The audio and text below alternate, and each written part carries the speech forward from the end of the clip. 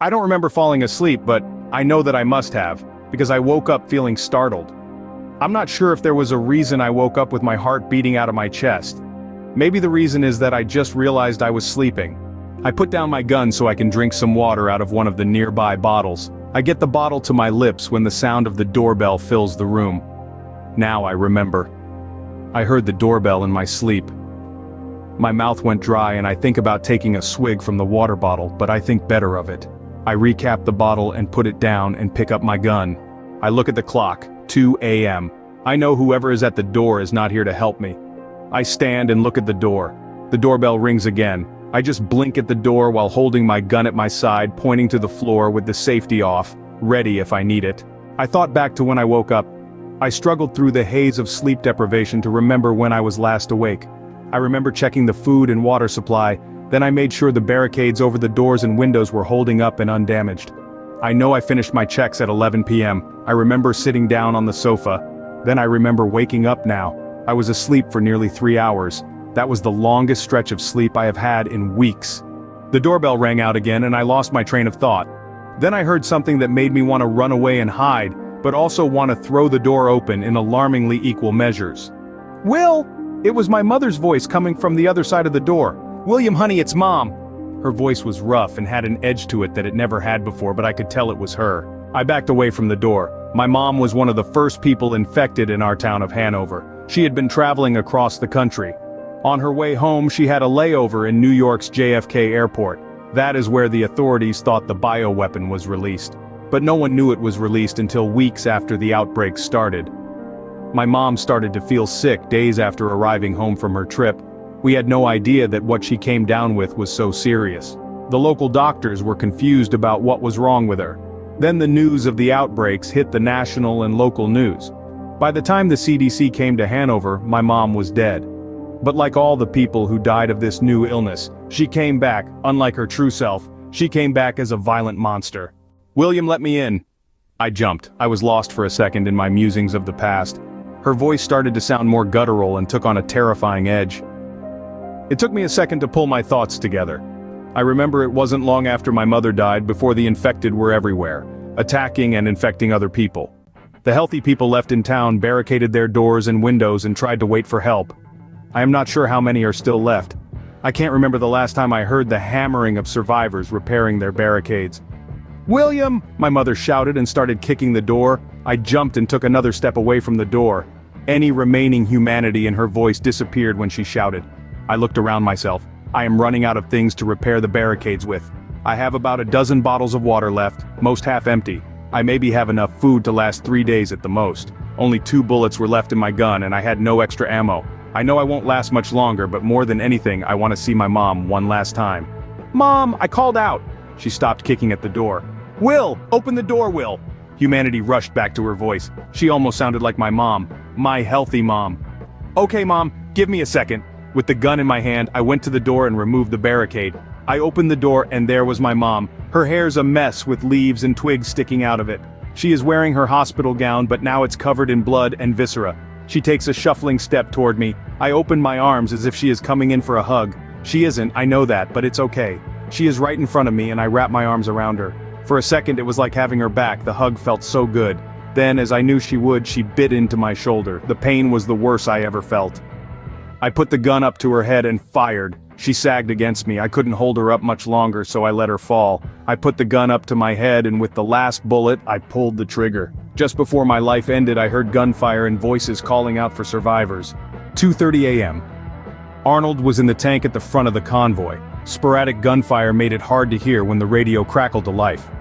"I doubt we'll find many survivors here." It was the captain on the radio. "This is the town of Hanover. Someone was at JFK when the bioweapon was released and they brought the infection back here. So this is ground zero of infection for this area.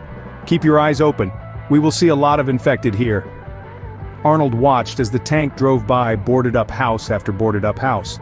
He rode through hundreds of streets with nothing but the infected and boarded up homes. Someone was on the bullhorn calling out for survivors. Arnold thought it was pointless. He happened to notice though that one of the houses had the door wide open. He could see by lantern light coming from inside the house that 2 bodies lay on the floor. One of them had a handful of infected feeding on it. He nudged the guy at the gun beside him and nodded toward the house. The gunman took action. Bullets ripped through the house, killing the infected.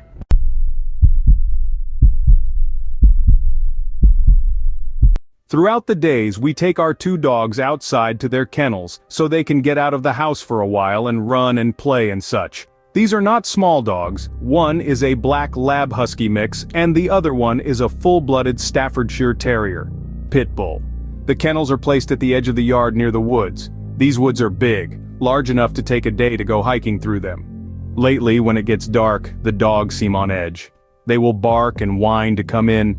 At first I figured they just wanted to get back into the house, but now I'm thinking they're actually scared. 3 nights ago, when I went to get them, it was already dark, but we have a security light so it isn't pitch black or anything. I got to the front of the first kennel, and noticed both dogs were being quiet. They always bark at me excitedly when I go to get them, but they were dead silent. This freaked me out a little, but not to the point of being scared. I will admit that there was a certain uneasiness in the air though. Something I can't explain, but it sort of felt electric, like I was about to be shocked. The longer I was there, the more uneasy I felt. I started getting the first dog, the lab, and heard a heavy snap in the woods near the kennels. I froze. The dogs froze. By this time I was so on edge that if someone had spoken I would have jumped, screamed, and possibly ran. The creepy feeling in the air just kept getting thicker. The lab had her bushy tail stuffed underneath her and was whining. This didn't make me feel any better. The pit bull was as far away from the woods as she could get, whimpering for me to come get her. I can only take 1 dog in at a time because they get too excited and will sometimes try to fight, so I avoid that at all costs. I felt so bad leaving the pitty there by herself, but I had to do it. As I walked away, she barked this high-pitched whining type of bark at me that I have never heard her do before. The lab couldn't get to the house quick enough. I went back for the other one and dreaded every step as her door is right at the base of the woods. I would have to turn my back to the woods to open her door and get her out. The air felt heavy and stale, with an unpleasant smell like a dead skunk, as I approached the kennel. Another snap and I was about ready to run for it, but I didn't want to leave my dog who had her head down defensively facing the woods. I could barely make it. To be honest, it felt like trying to walk through water. I was terrified by the time I reached the door. I heard heavy breathing behind me as I got my dog out. She was scared too, but started growling behind me. I was frozen in place. The breathing continued for a minute before I heard steps started coming toward us. We both took off at the same time. A terrifying scream came out of the base of the woods. I didn't dare look back. I just ran. My pity pulled me all the way back to the house.